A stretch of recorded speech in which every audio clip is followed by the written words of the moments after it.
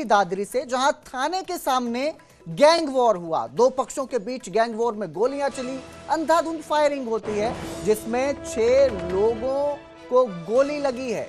Firing की वारदात सामने आई और गोली लगने से 2 लोगों की हालत गंभीर बताई जा रही है। जिनको गोलियां लगी हैं वो अंकित गांव मांकावास, कीर्तिमान हिसार और सूरजमान हेरू अंकित भिवानी सनी हिसार बताए जा रहे हैं। पर वारदात ये इसलिए भी गंभीर है कि गैंग वॉर होती है और ये जो गैंग वॉर है ये एक थाने के सामने होती है। किस तरह बेखौफ हो चुके हैं गैंगस्टर, ये इस घटना से सामने आता है। जो वारदात होती है, आपस में झगड़ा है, फायरिंग होती है, अंधाधुंध फायरिंग होती है और अभी जो 6 लोग घायल हुए हैं उन सभी को रोहतक पीजीआई रेफर किया गया है। जिनको गोलियां लगी हैं एक बार फिर से बताऊंगा, अंकित गांव मांकावास, वहीं कीर्तिमान हिसार का रहने वाला है, सूरज मानहेरू का रहने वाला, अंकित भिवानी का रहने वाला है।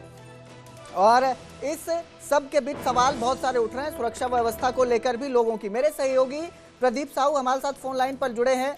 प्रदीप, बेहद गंभीर ये विषय है, गैंग वॉर होती है वो भी थाने के सामने। इस कदर बेखौफ हो चुके हैं जो आरोपी हैं कि अब सरेआम फायरिंग की वारदातों को अंजाम दे रहे हैं, गैंग वॉर कर रहे हैं। बिल्कुल कुलदीप, ये चरखी दादरी के सिटी पुलिस थाना के बिल्कुल बाहर का मामला है। बिल्कुल सिटी थाना पुलिस के सामने आज ये गैंगवार हुई है। स्कॉर्पियो में सवार होकर जो कुछ युवक यहाँ से निकल रहे थे, इसी दौरान बाइक पर सवार होकर आए जो 2-3 युवक थे, उन्होंने सरेआम यहाँ पर गोलियां बरसाई, अंधाधुंध गोलियां। करीब 30 राउंड फायरिंग हुई है और पुलिस द्वारा अभी तक करीब 20 के करीब ये जो खाली कॉल हैं वो बरामद किए गए हैं।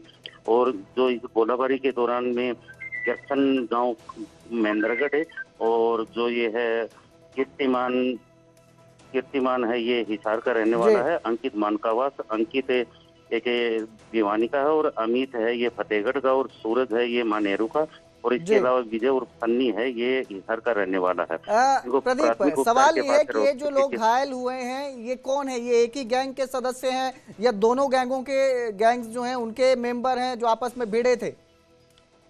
देखो, अभी प्राथमिक सूचना ये मिल रही है कि बाबा गैंग और प्रदीप कासनिया गैंग के बीच ये आपसी कोई रंजिश थी, उसी के चलते यहाँ पर गोलाबारी हुई है।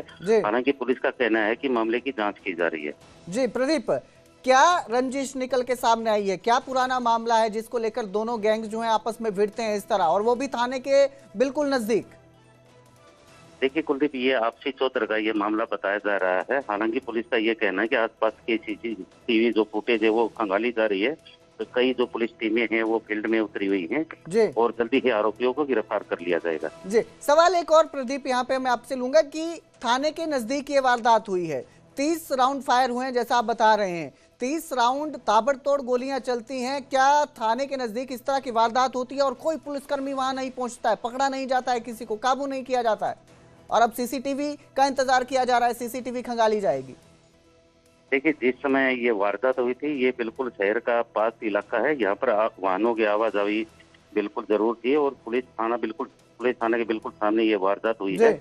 और कहीं ना कहीं ये सोच का एक विषय जरूर है कि भाई कहीं ना कहीं ये पुलिस को इस मामले में कोई ठोस कार्रवाई करनी चाहिए। जी, ठोस कार्रवाई की बात उठती है। आप ये तो गैंग वॉर थी, गोलियां चल रही हैं, आपके घर के बाहर एक झगड़ा होता है, 4 लोग इकट्ठे हो जाते हैं, पुलिस फिर भी नहीं पहुंच पाई। बिल्कुल, जो वारदात सवाल उठ रहे हैं पुलिस की व्यवस्था पर भी, थाने के सामने आके गैंग वॉर हो जाती है।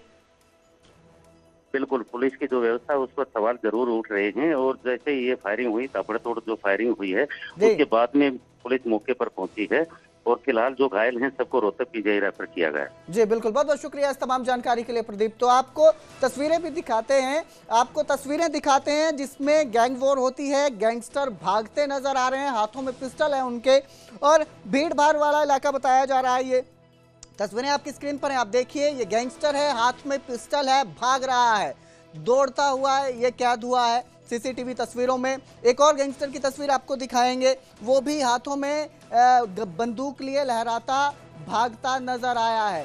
तो ये तस्वीरें आप देख सकते हैं कि किस तरह एक इलाका जहां पे भीड़ रहती है, आवाजाही रहती है, लोग होते हैं और इस सब के बीच गैंगस्टर आते हैं, खुलेआम हाथों में बंदूकें लहराते हुए ताबड़तोड़ गोलियां चलाते हैं। 30 से ज्यादा राउंड फायर किए गए हैं।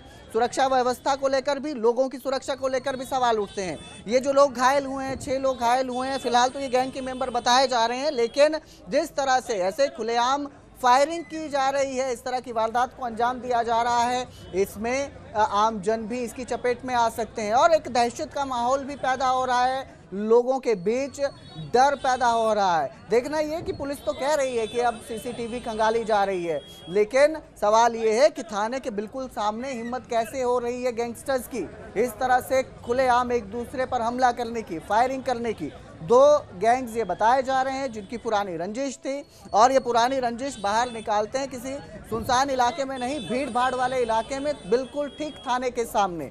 तो बेहद गंभीर ये मामला है। चरखी दादरी सिटी थाने के सामने ये गैंगवार हुई है। चरखी दादरी की ये तस्वीरें हैं और बेखौफ गैंगस्टर किस तरह हाथों में बंदूक लेकर सरेआम भागते सीसीटीवी में कैद भी हुए हैं। आपकी स्क्रीन पर ये तस्वीरें चरखी दादरी की हैं, आप देख सकते हैं, जो बहुत गंभीर सवाल उठा रही हैं। एक तो गैंगस्टर्स को लेकर जो बेखौफ हो चुके हैं, इतने बेखौफ हैं कि उन्हें किसी का डर नहीं, लोगों के बीच भीड़ भाड़ वाले इलाके में थाने के सामने वो गोलियां बरसा रहे हैं, इतने बेखौफ नजर आ रहे हैं। चरखी दादरी से जहां थाने के सामने गैंग वॉर हुआ, दो पक्षों के बीच गैंग वॉर में गोलियां चली, अंधाधुंध फायरिंग होती है जिसमें 6 लोगों को गोली लगी है। फायरिंग की वारदात सामने आई और गोली लगने से 2 लोगों की हालत गंभीर बताई जा रही है। जिनको गोलियां लगी हैं वो अंकित गांव मांकावास, कीर्तिमान हिसार और सूरजमान हेरू अंकित भिवानी सनी हिसार बताए जा रहे हैं। पर वारदात ये इसलिए भी गंभीर है कि गैंग वॉर होती है और ये जो गैंग वॉर है ये एक थाने के सामने होती है। किस तरह बेखौफ हो चुके हैं गैंगस्टर, ये इस घटना से सामने आता है। जो वारदात होती है, आपस में झगड़ा है, फायरिंग होती है, अंधाधुंध फायरिंग होती है और अभी जो 6 लोग घायल हुए हैं उन सभी को रोहतक पीजीआई रेफर किया गया है। जिनको गोलियां लगी हैं एक बार फिर से बताऊंगा, अंकित गांव मांकावास, वहीं कीर्तिमान हिसार का रहने वाला है, सूरज मानहेरू का रहने वाला, अंकित भिवानी का रहने वाला है। और इस सब के बीच सवाल बहुत सारे उठ रहे हैं सुरक्षा व्यवस्था को लेकर भी लोगों की। मेरे सहयोगी प्रदीप साहू हमारे साथ फोन लाइन पर जुड़े हैं। प्रदीप, बेहद गंभीर ये विषय है, गैंग वॉर होती है वो भी थाने के सामने। इस कदर बेखौफ हो चुके हैं जो आरोपी हैं कि अब सरेआम फायरिंग की वारदातों को अंजाम दे रहे हैं, गैंग वॉर कर रहे हैं। बिल्कुल कुलदीप, ये चरखी दादरी के सिटी पुलिस थाना के बिल्कुल बाहर का मामला है। बिल्कुल सिटी थाना पुलिस के सामने आज ये गैंगवार हुई है। स्कॉर्पियो में सवार होकर जो कुछ युवक यहाँ से निकल रहे थे, इसी दौरान बाइक पर सवार होकर आए जो 2-3 युवक थे, उन्होंने सरेआम यहाँ पर गोलियां बरसाई, अंधाधुंध गोलियां, करीब 30 राउंड फायरिंग हुई है और पुलिस द्वारा अभी तक करीब 20 के करीब ये जो खाली गोल हैं वो बरामद किए गए हैं। और जो इस गोलाबारी के दौरान में जक्सन गांव महेंद्रगढ़ है और जो ये है कीर्तिमान है ये हिसार का रहने वाला है, अंकित मानकावास, अंकित एक भिवानी का है और अमित है ये फतेहगढ़ का और सूरज है ये मानेरू का और इसके अलावा विजय और सन्नी है ये हिसार का रहने वाला है। प्रदीप, सवाल ये है कि ये जो लोग घायल हुए हैं ये कौन है? ये एक ही गैंग के सदस्य हैं या दोनों गैंगों के गैंग्स जो हैं उनके मेंबर हैं जो आपस में भिड़े थे? देखो, अभी प्राथमिक सूचना ये मिल रही है कि बाबा गैंग और प्रदीप कासनिया गैंग के बीच